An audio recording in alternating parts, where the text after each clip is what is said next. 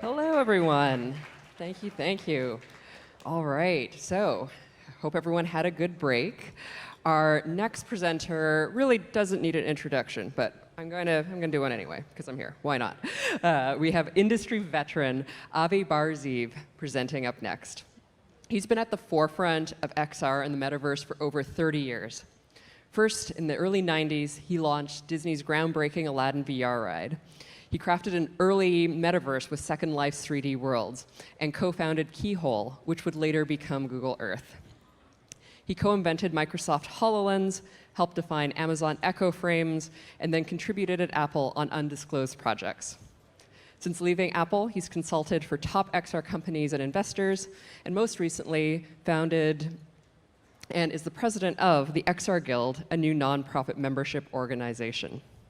In his talk, Hype or Hero, Separating Bullshit from Reality for XR, AI, and the Metaverse, Avi will cover the latest trends in XR, AI, and the Metaverse to dissect the hype, uncover the hero use cases, and help us avoid repeating past mistakes.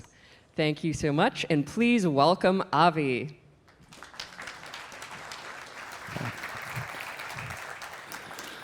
Hi. Hopefully you all got to see that really great AI panel in the last hour. It's pretty incredible. I'm going to cover a little bit of AI as well, not in as much depth or with the level of debate they had. But my goal with this panel, with this talk, is to try to separate some of the bullshit from reality. And it's really hard to do because I don't want to attack anybody. I want to be honest. I want to be sensitive, but I also want to be real. And I think that's what we need, especially when we're dealing with hype. That's part of the exact problem. So first, a little bit of a disclaimer. No generative AI was used or harmed in the making of this presentation. So I was very careful not to harm any of the AI. I might have used it by accident. It's hard to tell these days. I might be hallucinating. But I don't think I used any AI in doing this. Where this starts is a couple of years ago. I started noticing, I've been noticing these trends forever, but I started graphing the trends to see what was going on. So if you followed me on Twitter when I still had a Twitter account, I put up a version of this. Now I've updated it by adding AI in. And I think what we can see from this, by the way, the numbers are kind of just guesses, right? Anybody could try to do a better job at this. But clearly we've had hype cycles for a long time. There was even an AI hype cycle back before the 2000s that some of us remember. We all remember recently the Metaverse hype cycle, right? That was just last year or so where a company formerly named Facebook changed its name. I saw that and said, this is not sustainable. That name Metaverse is getting pumped up by a lot of people, but it's going to come crashing down. And it's not that I'm that smart. It's not that hard to see. Because if you're going to pump something up, it's got to become real really fast or people will lose attention. And what we're seeing now, fast forward a little more, is I'm going to poke some fun at the Walmart Metaverse that kind of came and went pretty fast. And to me, it seemed like a bad idea from the beginning. And so it looks like reality agreed. But we're now in the AI hype cycle. And so the prediction is this is also going to peak and go down again. Not that the AI goes away, but it will sort of work its way back into the fabric. And so I want to kind of dispel some of these myths. It would be better if these were not as dramatic cycles, which is what we're going to get to. So here's kind of what we're dealing with. I made a bunch of memes. I'm old, but I tried to appeal to the kids. I made a bunch of memes. So here's what we got. We got the metaverse hype. The meta execs are inflating it. Boom. Metaverse hype, here comes AI. Boom. Poor metaverse investors. AI came and hit that too, right? You do not want to be having a metaverse startup today. You want your AI in your pitch. What we can learn from this, and by the way, there are going to be, look for this, 3 laws of hype. There are going to be 5 principles coming out of this. We'll summarize at the end. The first law of hype is that hype is like bad air. Once inflated, the hype bubbles can only be deflated catastrophically. I think our goal is going to be to not inflate them in the first place, to be much more gentle about this. But this is what happens when you build a hype bubble. It doesn't just go away. It's got to go somewhere. So move over Metaverse. AI is the new hotness. Let's focus on AI for another third of this talk. And we'll get back to the Metaverse at the end. So, wait, I'm hearing, oh, sorry. Breaking news. I'm just in, the company formerly known as Facebook that bought the name Meta is rebranding its again to reflect a renewed focus on AI. The company will now be called Meta AIO, or more simply, Metaio. Breaking news update, Metaio was another AR startup early on, if you didn't remember that. So I'm asking my little fake AI here for a status report. What is the story with AI? As a large language model, I love talking about AI. AI is a tool. Worry less about evil AI agendas and more about lazy or greedy humans. For example, bad training data can make existing inequalities even worse. AI changes work forever. No more work. Just kidding. AI doesn't work unless people first create. Generative AI lets people create with the power of a billion creators. A billion creators are not being paid for this. Can AI help? AI plus ads will make money by manipulating you. We're moving from social media to personal conversational media. Ask, when does a given AI work for you or against you? Who is paying for it? All right, so let's dig in. Thank you, Avi Bot. So my dream when I started 30 years ago was basically the holodeck. If you had to sum it up in a word, I was so excited about being able to create stories without having to write a whole novel. I could just tell the computer what I wanted and it would be correct, of course, right? But it's not that simple. If you've all tried generative AI, it takes a lot of work for the computer to guess what you mean. So it's not as simple as just saying, computer, make me a table. It doesn't know what you want. It needs context. So this is all we really want, but what we have to do to get there is add some context, make sure the computer knows what I might mean by a table, but it also is going to take a little creative iteration. And if I were going to make a movie, I would want that, because I want directorial control. I don't want the computer to just make the whole thing for me. I want to get in there and do the fun parts and have the computer do the boring parts, right? That's the goal. This is a slide that I presented 2 years ago, a version of, and I wanted to reflect on how much AR and AI already overlap. They're not separate things, especially AR, even more than VR. And we've talked about the algorithms a little in the past.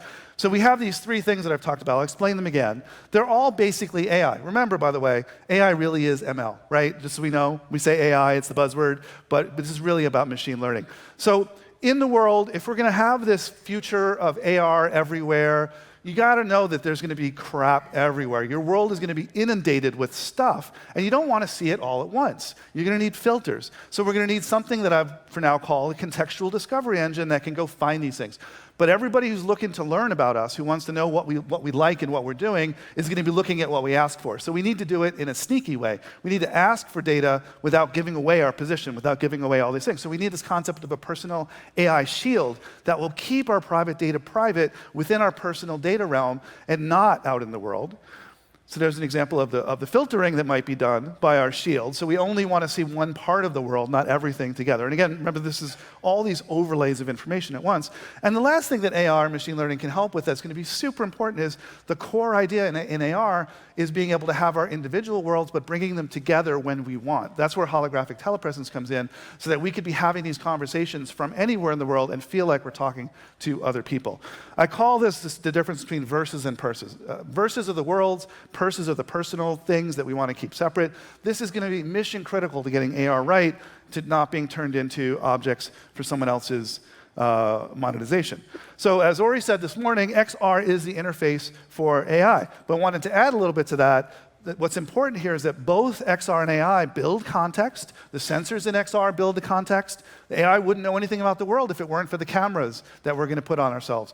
But they also need to manage that context. The AI is going to be there, hopefully, to protect us, not to exploit us. Now, just a little bit of an aside. I know a lot of you are worried about AI taking away the jobs. Here's Jan LeClune sort of trying to reassure you that that's not going to happen. He's not doing a very good job of it, because look at this little statement here. You know, Jan, please, you're telling us don't listen to computer scientists who are concerned by the social consequences of their work? Does that mean you're not concerned by the social consequences of your work? I don't understand. I don't understand why smart people can occasionally be really dumb.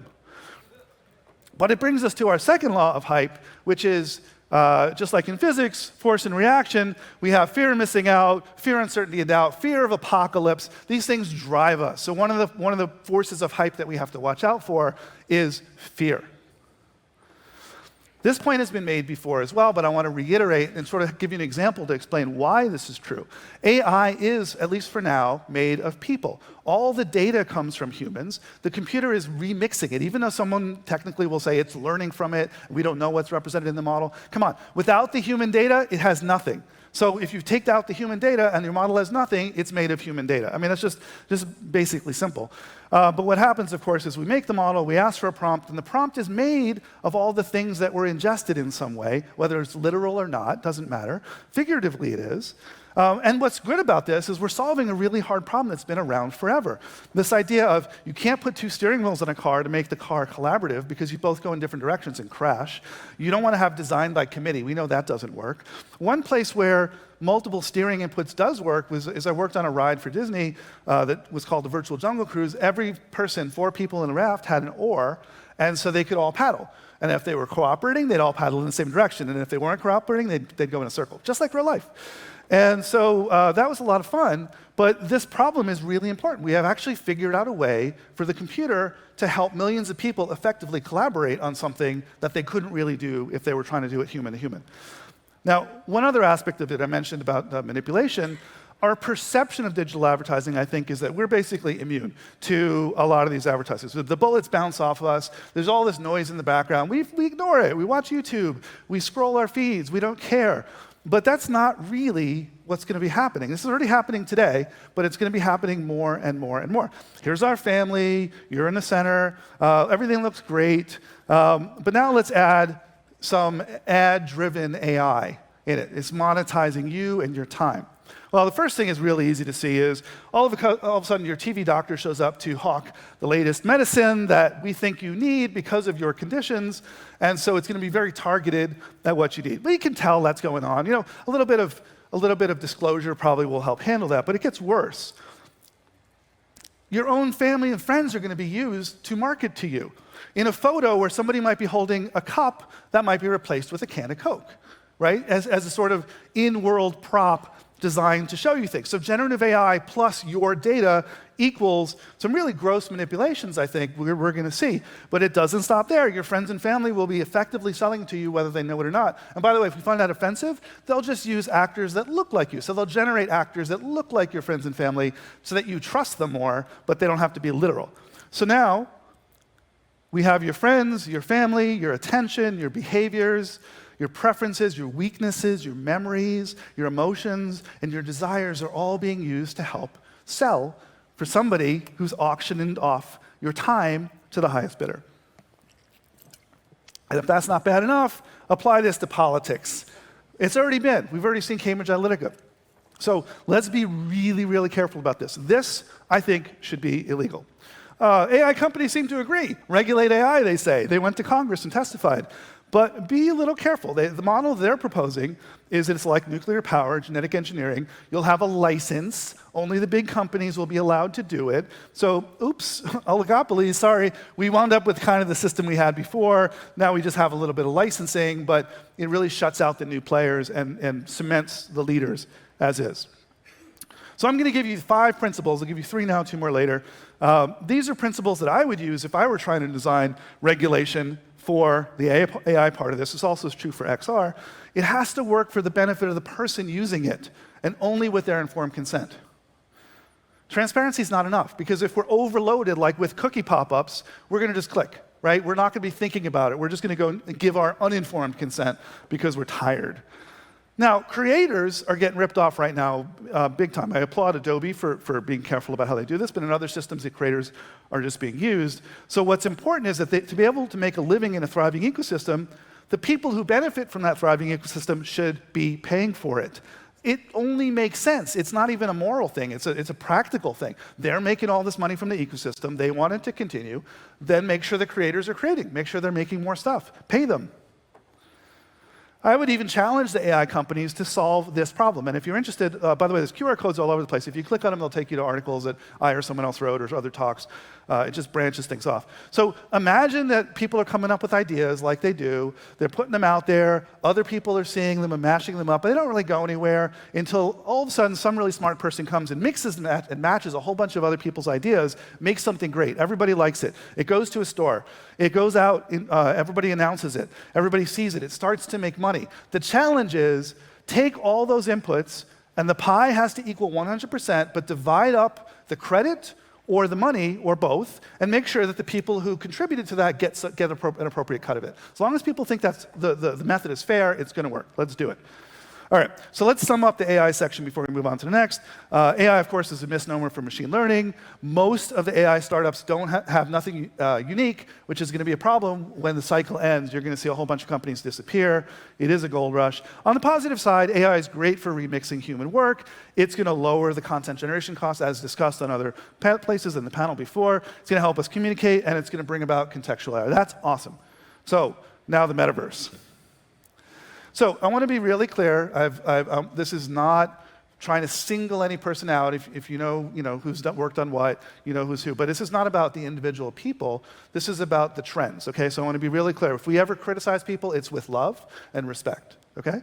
And we're not trying to criticize individual people. This particular project is one that kind of irked me because here we were trying to bring kids into a Roblox metaverse world. For what reason? I don't know. It didn't do so well. As part of reality, it got wound down. But now you see the trend. A lot of people are pulling back on their metaverse plays. And this brings us to the third law of hype, which is that reality always wins. You can have the worst idea in the world and you try it. So a lot of things are worth trying. You learn from it. It's okay to put it out there. But at the end of the day, the reality is going to win. Sometimes it's better to just learn these things up front. So one of the things I really want to plead with people is, and this is sort of the story of the hype, the more we build these things up, the more we promote them, the more we inflate them, the bigger the disappointment is at the end of the day. We see big layoffs. We see even great startups with working products are having trouble raising money. And that part really bothers me. The layoffs, of course, do too. What we want to do instead is be consistent, honest, and patient in our educating people. Don't overhype it. Let's just be real, which means let's be open about the flaws. If I'm doing something and someone wants to criticize it, I want to listen to that criticism. I don't want to pretend everything is just all great because there are plenty of things that won't be. And so we learn from the criticism. It's important as an industry that we all love each other. We want to make sure that we can also be honest with each other when somebody is doing something a little bit stupid. So the metaverse is not dead yet. It's still there. Companies are still spending $10 billion a year or so on XR. Big things are coming. In fact, XR has been the next big interface since 1968. It continues to be. In 1968, we had the mother of all demos, which created the mouse and Windows that we all still use today. It also created the ultimate display, sometimes mistakenly called Sword of Damocles. That was the thing that a lot of us are here for. But it's taken all this time to try to make the second one great. Why? Let's talk about that for a second.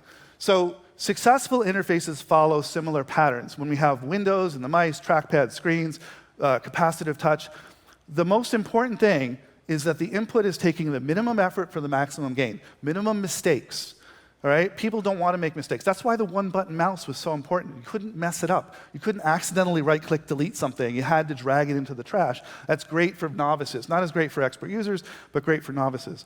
The output also, the clarity, utility matter most, even more than ability. Mobility is important, but these other things matter even more. All interfaces matter, and AR has been held back by the interfaces more than anything else, to be frank. We can look at some of the unsuccessful ones. We have Minority Report. I was a fencer in college, but I can't hold my hands up that long. Nobody's going to be holding their arms up for that kind of an interface. Sliding your finger on the glasses is not really going to be great either. My friend Kiichi Matsuda did a great job of showing what happens when you try to put too much crap in the world and don't empower people. You get hyper-reality. So they're awkward, slow, tiring, distracting, antisocial. Here's one I am excited about, though, and I hope you will be too whenever you get to see it. It's starting to show up in different devices. This idea of combining eye gaze, which is supernatural. We do it all the time.